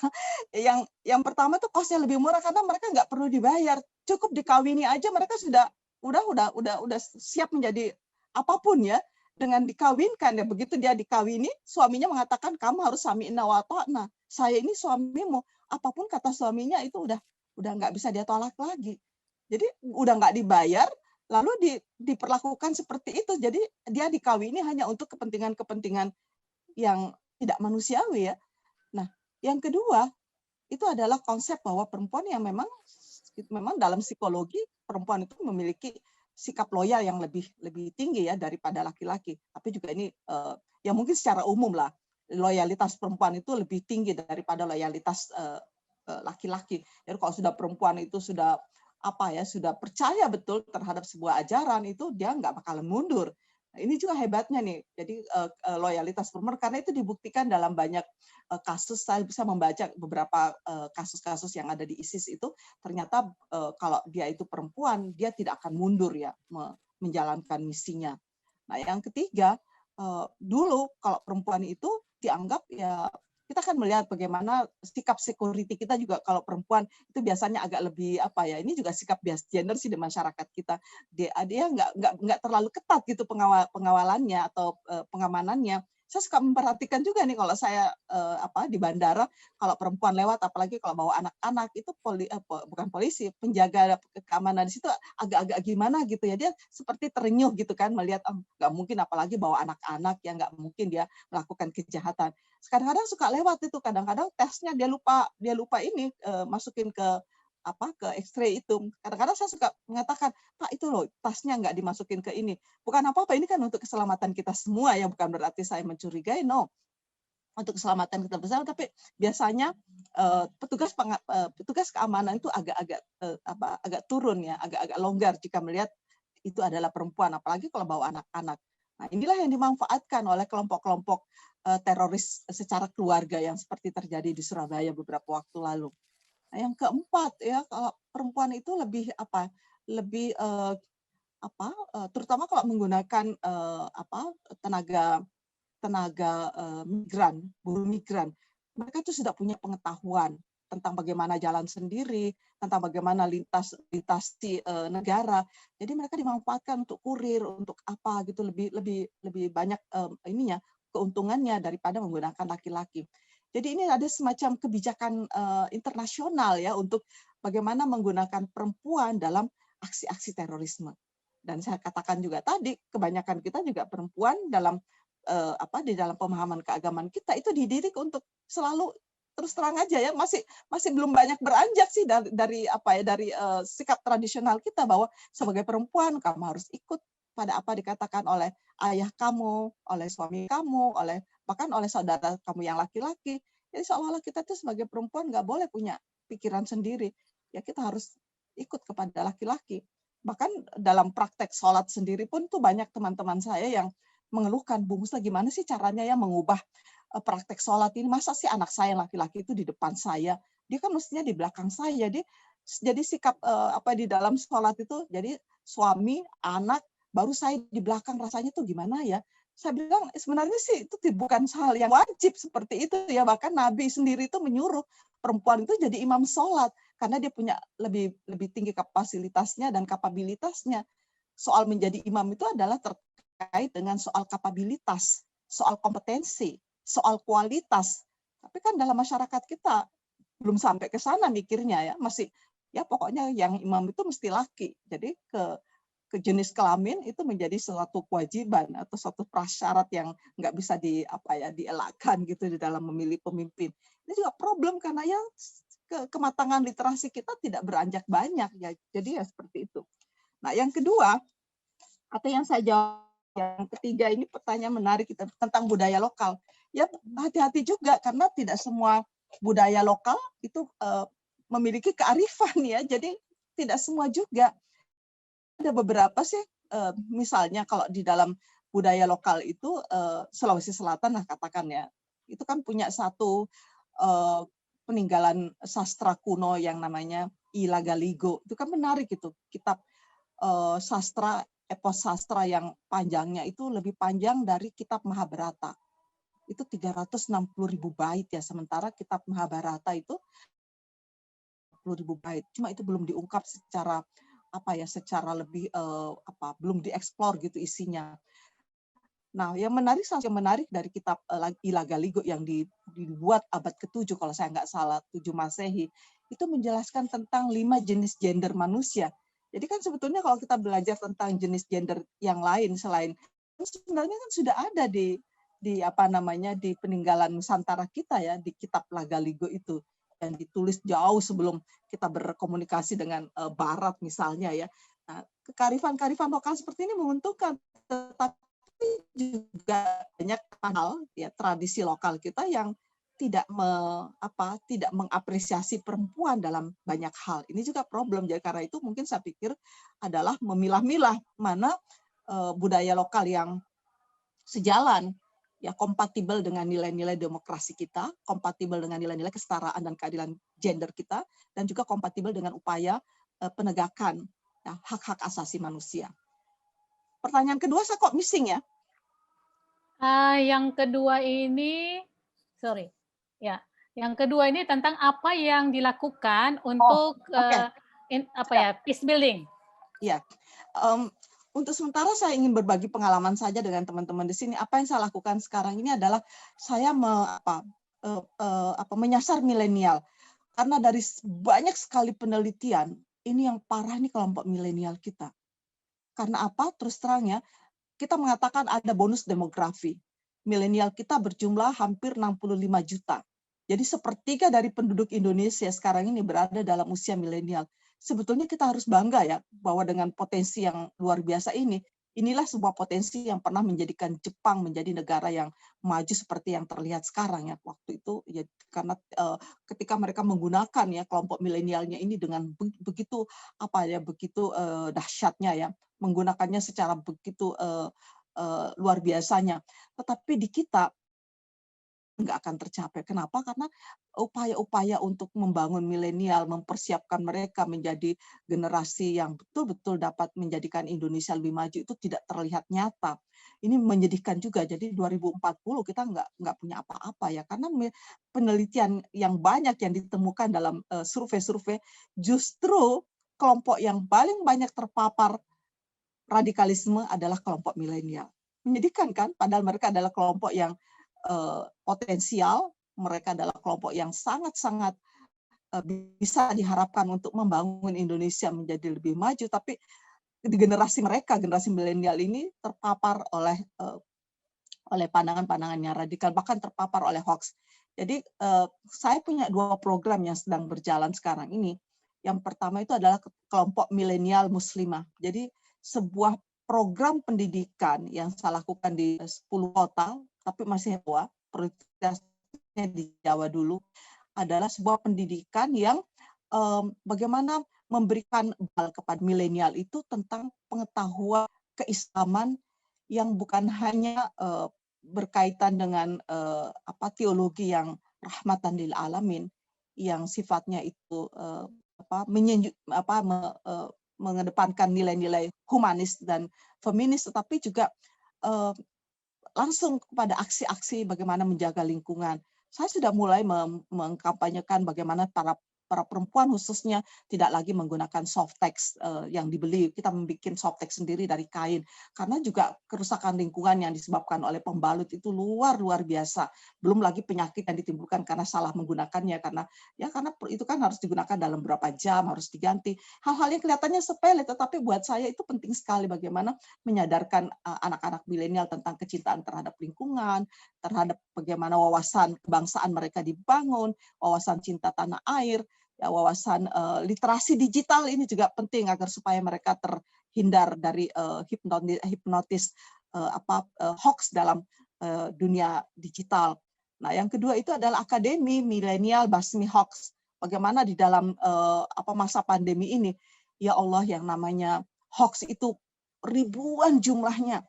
Sekarang saya pikir kasihan juga sih pemerintah kita ya, setengah mati gitu, segala macam cara PPKM lah apa, tapi kondisinya tidak menjadi baik karena ternyata dalam masyarakat kita hoax yang terkait dengan pandemi ini itu benar-benar ribuan jumlahnya. Kumpulinnya kemarin kita ada ahli dari Google itu yang kami undang, ini Bu yang beredar dalam masyarakat kita, bahwa misalnya makan telur satu itu akan membebaskan kita dari terkena COVID. Itu kan sama sekali sesuatu yang nggak masuk akal, tapi dipercayai loh dalam masyarakat kita. Ya, tentang susu beruang lah, tentang apalah, tentang minyak kayu putih, tentang apa. Yang mungkin ada yang sembuh, tetapi bukan itu ya yang dikendaki, melainkan yang bagaimana kita menjaga protokol kesehatan itu dulu yang penting. Tidak bertemu dengan orang-orang yang secara dekat, tidak tetap menggunakan masker. Tetapi hoax ini lebih mengemuka di masyarakat kita ketimbang instruksi-instruksi untuk protokol kesehatan. Nah, inilah yang kita lakukan. Ya, penguatan milenial bagi kami di ICRP juga penguatan milenial dengan program, salah satu program andalan kami itu ya bagaimana dengan kami ini kita karena prinsip kami setelah mempelajari radikalisme bertahun-tahun, vaksin baik ya untuk mengobati virus radikalisme dan virus intoleransi itu adalah pembauran di antara kita. Jadi bagaimana kita hidup berbaur dan mengerti apa adanya ya orang-orang di sekeliling kita. Karena nggak ada cara yang lain kecuali kita berbaur dan mempelajari keunikan satu sama lain. Karena setiap kita itu adalah punya keunikan. Jadi keunikan inilah yang kita tonjolkan, apakah itu kelemahan maupun keutamaan, keunggulan. Ya dari situ kita belajar satu sama lain sehingga dengan pembauran ini, dengan interaksi ini penting sekali karena itu sekali lagi interaksi di antara kita. Interaksi yang didasarkan pada nilai-nilai kesetaraan, nilai-nilai respect ya yang sangat-sangat penting untuk kita lakukan. Terima kasih. Baik, terima kasih Bu Musda. Masih ada waktu karena tadi kita mulainya telat ya Bu ya. Jadi bisa jam 12:10 gitu. Ini saya bacakan 3 pertanyaan lagi ya Bu ya. Sekian saja dulu dari pertanyaan ini. Ini dari Pauline dari SDT Abdial. Pertanyaannya adalah, apakah ada keengganan dalam menyuarakan suara atau narasi yang lebih toleran atau karena ada tekanan dari kelompok yang lebih militan sehingga narasi Islam yang lebih damai tidak terlalu kuat? Itu yang pertama. Saya singkat aja pertanyaannya. Yang kedua, Ibu, bagaimana perempuan dengan kemampuan hermeneutik yang bagus seperti Ibu ini harus berhadapan dengan profesor, terutama para lelaki yang lain di lingkungan keislaman untuk mengisi ruang tafsir yang penuh kedamaian? Ya, itu tadi dari Elizabeth Mesdila. Dan yang ketiga, ini dari Irene Umbulolo. Ibu boleh berbagi informasi, benarkah RUU PKS yang mengalami tarik ulur pengesahannya oleh DPR lain disebabkan karena adanya penolakan dari kaum radikal dan intoleran? Benarkah mereka juga sudah masuk di berbagai instansi pemerintah termasuk di Senayan dan partai politik serta kampus-kampus besar di Indonesia? Nah, itu Ibu 3 pertanyaan berikutnya. Oh ya, itu yang pertanyaan terakhir itu gampang banget dijawabnya. Tadi kayaknya udah disinggung ya? penelitian itu benar-benar fakta nyata gitu, bagaimana Ya. pimpinan BUMN kita, ya Allah, kok bisa ya. Bahkan ya teman-teman saya di Kementerian Keuangan tuh, tempatnya Ibu Sri Mulyani itu di sana, itu bener-bener Ibu Sri itu suka geleng-geleng kepala loh ngadepin, ya Allah, katanya saya ini berada di tengah-tengah monster nih. Jadi itu sesuatu yang nyata, yang real gitu ya, bagaimana mereka itu kok bisa ya jadi apa ya, pejabat tapi dia membenci negara yang memberi makan dia gitu kan. Kalau saya ya boleh kan, itu adalah sebuah kebebasan. Anda mau tidak setuju dengan NKRI, buat saya sebagai orang yang demokratis, itu adalah pilihan kamu. Tapi kamu jangan jadi ASN dong, ya nggak? Kamu pilihlah profesi lainnya. Kamu tidak menggerogoti uang negara, dan itu sangat merugikan kamu jadi ASN. Kamu harus apa? Harus loyal pada negara dengan seluruh kebijakan negara, dengan seluruh apa ya? Kadang-kadang saya pikir, aduh, kadang-kadang susah ya kita bicara waras nggak sih ya?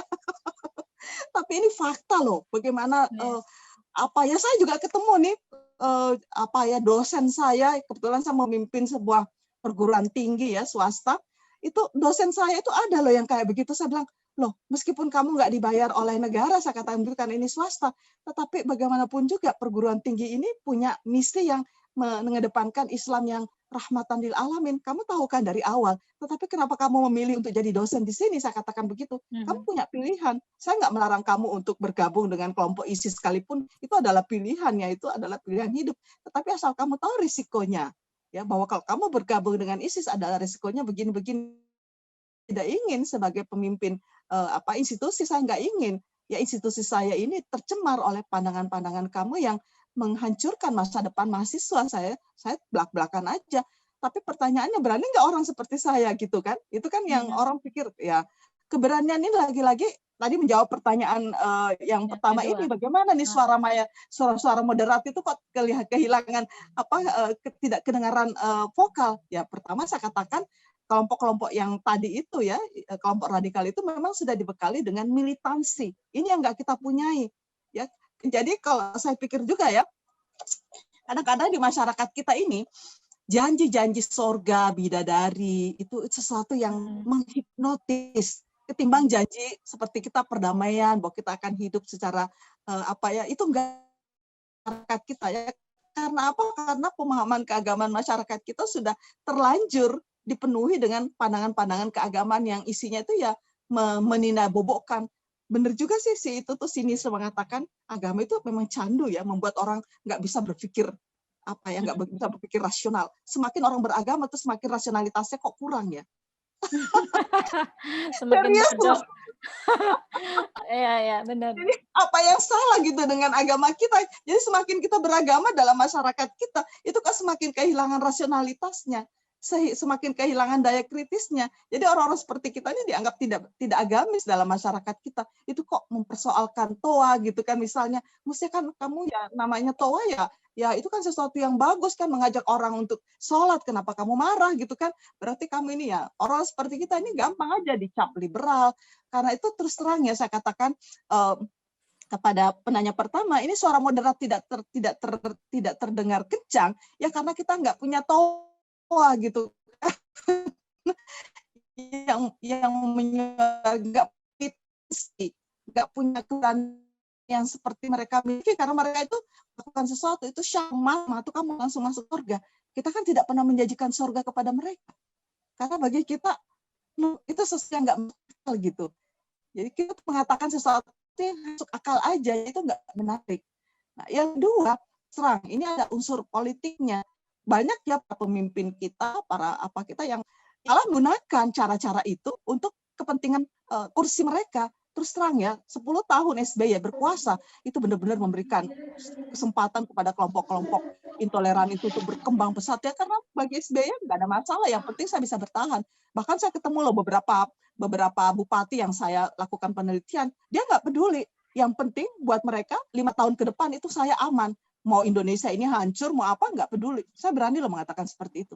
Ini mengerikan sekali. Jadi hanya untuk kepentingan politik yang buat saya itu nggak bermakna gitu ya, bukan sesuatu yang segala-galanya ya kalau bagi saya ya, nggak tahu kalau buat orang lain. Tetapi buat orang lain kekuasaan itu segala-galanya. Dia harus nggak apa-apa menggunakan segala macam cara, bahkan sampai menggadaikan ya, menggadaikan kepentingan atau keselamatan negara ini. Serius loh saya berkata ini, saya nggak main-main. Ya. Nah, yang ketiga, tanyanya gimana nih saya menghadapi para profesor laki-laki yang seperti itu ya? Buat saya ya tetap kita harus fight.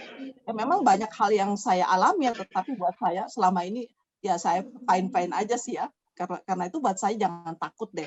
Selama kita punya mereka selama mereka tidak mengganggu mengetek saya secara fisik, buat saya sih no problem. Ya memang kita boleh berkonsultasi di dunia maya dimanapun ya, di dalam ruang-ruang offline gini, bukan hanya di dalam dunia maya maksud saya, tetapi ya buat saya selama kita semuanya mengikuti aturan yang jelas, tapi seringkali dalam masyarakat itu aturannya itu nggak jelas gitu. Jadi kadang-kadang yang merugikan kelompok-kelompok yang seperti kelompok-kelompok yang kritis seperti saya, karena perlindungannya itu juga nggak jelas gitu ya. Tetapi buat saya nggak usah takut ya. Selama ini saya juga nggak pernah mendapatkan sesuatu yang tidak menyenangkan. Ya buat saya semua hoax, semua fitnah itu malah membuat saya lebih populer ya, bahkan membuat saya lebih kuat ya. Tetapi meskipun bukan itu ya yang saya cari, tetapi nggak usah takut ya, hadapi saja. Karena kapan kita menunjukkan kelemahan, malah mereka menjadikan kita pecundang, benar. Karena itu hadapi dengan cara yang elegan, hadapi dengan cara-cara kita selalu menggunakan aturan-aturan yang tetap kita mematuhi aturan demokrasi yang ada gitu kan. Kita tidak menggunakan cara-cara yang licik, cara-cara kekerasan. Bagi saya tetap bagaimana kita menggunakan upaya-upaya damai. Saya selalu menggunakan upaya-upaya damai, cara-cara yang damai.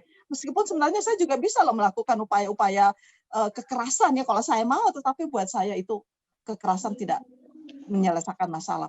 Jadi tetap kita konsisten pada prinsip kita bahwa kekerasan itu nggak bisa nggak bisa diselesaikan dengan cara kekerasan. Damai adalah impian terindah semua manusia. Karena itu saya selalu percaya bahwa dengan upaya-upaya damai, mengedepankan prinsip-prinsip kesetaraan, respek, penghargaan, ya, keadilan, saya kira kita tidak akan kehilangan momen dalam hidup ini. Itu aja, makasih.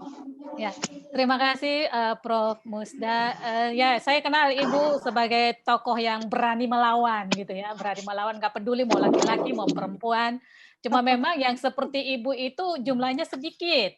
Yang banyak itu yang cari aman gitu ya, nggak berani bicara walaupun punya pikiran yang berbeda gitu ya. Jadi saya salut dengan Ibu. Saya ikuti Ibu kadang ya di media itu dengan pikiran-pikiran yang mencerahkan, sangat progresif seperti itu. Ya, tapi karena waktunya sudah lewat, sementara pertanyaan masih ada sekitar 20-an, Bu. Wow. Tapi nggak bisa dibacakan semuanya karena nggak sangat apa-apa, mereka bisa dibagikan alamat email saya, nanti mereka bisa nanya saya ke email, nanti saya tapi jangan berharap begitu kirim email langsung saya jawab ya. Bisa kadang-kadang harus ini dulu karena biasalah waktu saya sangat benar-benar terpakai banyak kegiatan.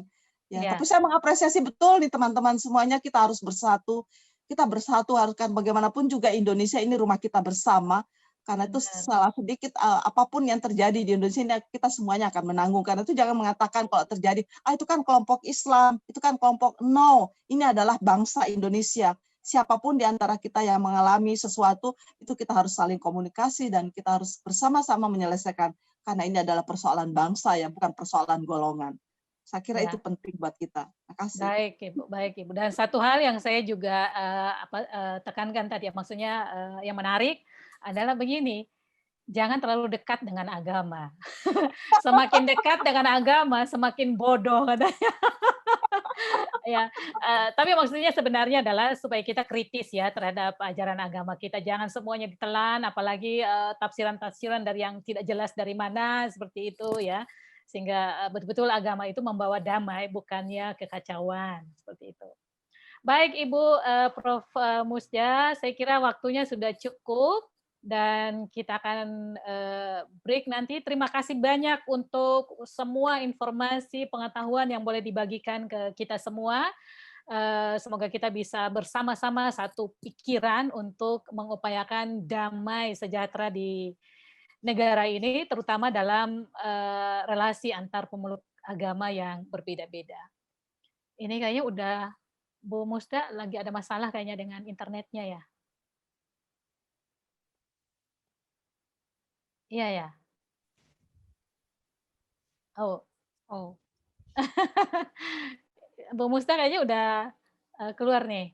Baik, demikian saya kembalikan ke Bu Dirlak. Mari. baik, terima kasih Bu Asnat. Kita tidak bisa memberi aplaus kepada Profesor Musda karena beliau sudah makan siang duluan mungkin ya. Sudah Dan ditunggu kali. Bapak Ibu juga mungkin sudah siap-siap dengan makan siang. Baik Bapak Ibu, kita akan istirahat 1 jam untuk makan siang. Walaupun yang di timur mungkin udah selesai makan siang dari tadi ya, karena ini udah jam 2 di Indonesia Timur. Tapi kita akan break 1 jam Bapak Ibu, kita akan kembali lagi nanti jam 1:10 untuk sesi terakhir di hari ini dari Kakak Elga Sarapung. Kalau kakaknya ada di sini, kakak nanti kita mulai jam 1:10 ya. Jadi ada 10 menit yang kita tambahkan dari jam 1 karena tadi kita mulai telat di sesi Ibu Musda. Bapak Ibu terima kasih banyak Ibu Asnat, Pak Yusat, Sama-sama. Bapak Ibu pengurus yang lain, Bapak Ibu semuanya silakan makan siang, selamat istirahat, kita ketemu jam 1:10. Selamat istirahat, selamat makan siang.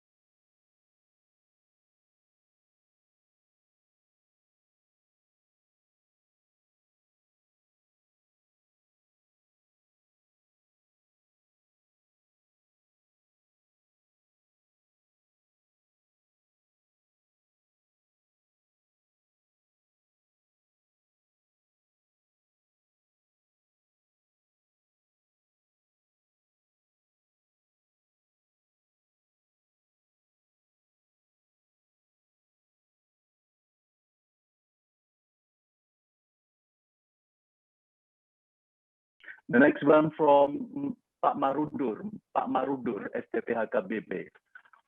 Why recently women are involved in the extremism and radicalism and even as ISIS soldiers? Do you think it is a success of feminism or a bad influence of it? It's very interesting. And how do you respond if Christian women say that you need to tell all the peace building teachings and training to Muslim women, for they are the ones to radicalism, extremism, and suicide bombing, not us? This can be heard in our context of Indonesia. This another question from Solis Katori, Unera. I would like to say, well, it's not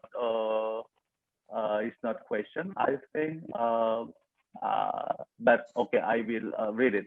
I would like to say about Halmahera is a former social conflict area, but what's interesting that in situation of radicalism, which is very rampant in various places, but Halmahera is very difficult for radicalism actors to enter and survive because of the principle of sister brotherhood had by community. Okay, there is sharing, and from Pak Erik Barus, STT Medan. I'm not agree to say woman as leader for suicide bombers. Women always should include children by radicalist group. We need research furthermore about that. Salafism, Wahhabism, and Ikhwanul Muslim are involved communities to Asia and Indonesia. So I suggest to Persetia, if you would like to rule, the role of women to build peace in Indonesia, young women, theologian of Indonesia should have scholars group which they have studied in Islam environment.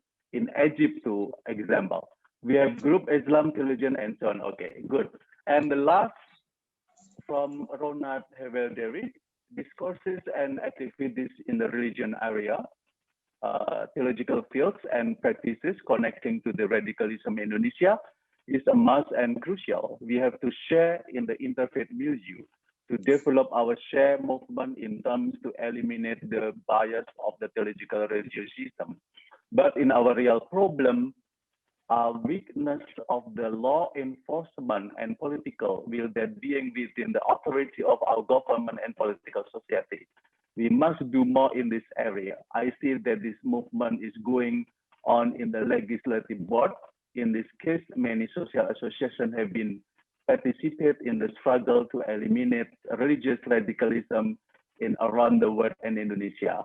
How are you seeing this situation? Thank you very much, Professor Kwok. There's all question I read, please in the limited time. And I would like to ask Ibu Lenta, please give us a longer time, maybe 5 more minutes, so that Professor Kwok can answer all questions within 7 or 8 minutes. Thank you very much. Lenta, 5 more minutes, please. Yes, thank you. And I want to thank all those who have posted these very challenging and inspiring questions. And I'm glad to know this is only the first session. You still have different sessions with people who are very knowledgeable about the Indonesian context to answer some of the questions. And there will be a Muslim perspective, I understand, and also a Christian perspective following. And you will also include theological educators for their perspective on how to then include peace building in the life of the community and also in religious instruction. Now, after hearing all these questions on concerns, let me just pick up a few because time is limited. I cannot go through all this. I want to address the question whether is it feminism that prompts some Muslim women to join the terrorist groups. Now then, this is a highly interesting question.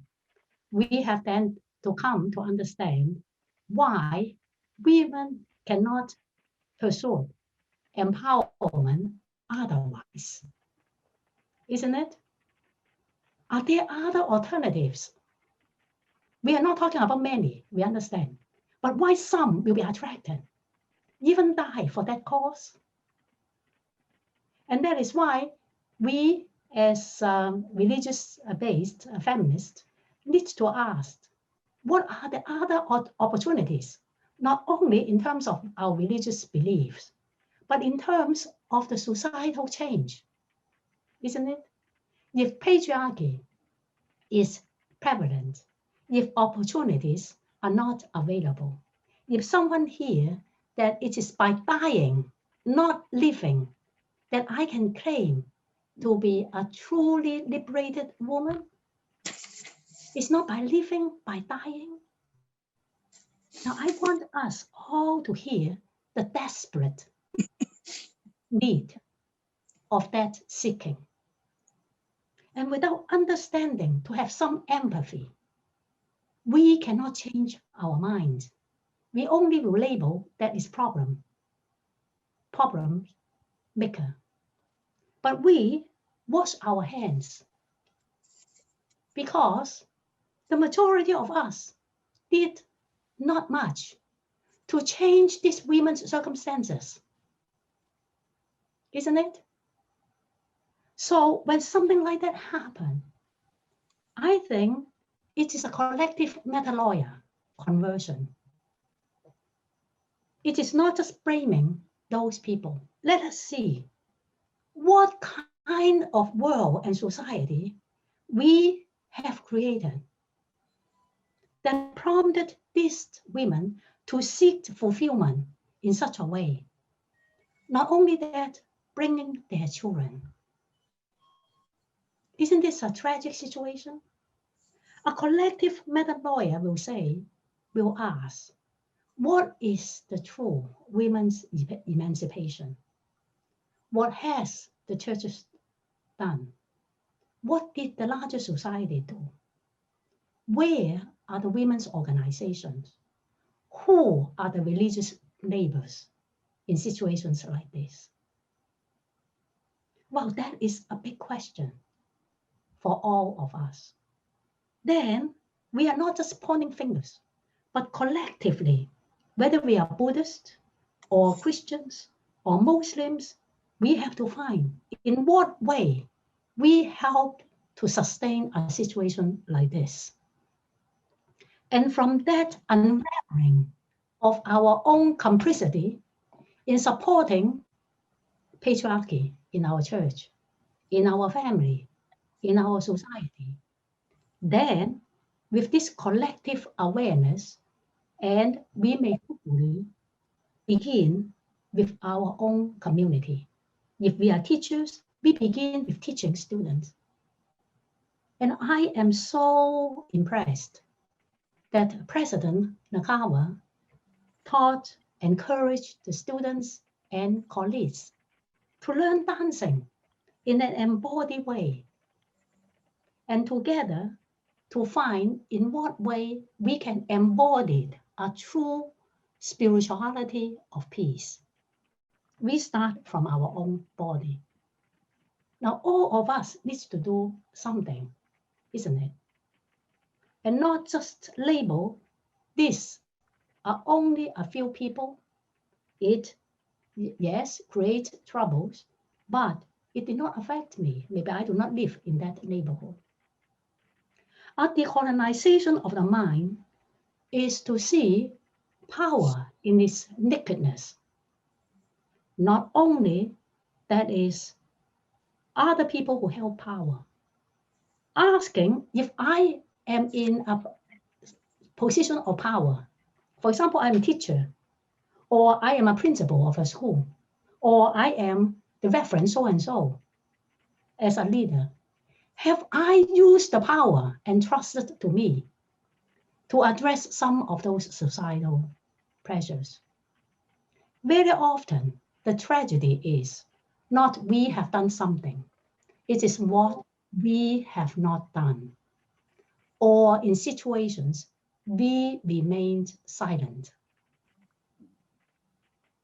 So peacekeeping means really a decolonizing of the body, decolonizing of the mind, and decolonizing the spirit, so that together we feel the woundedness.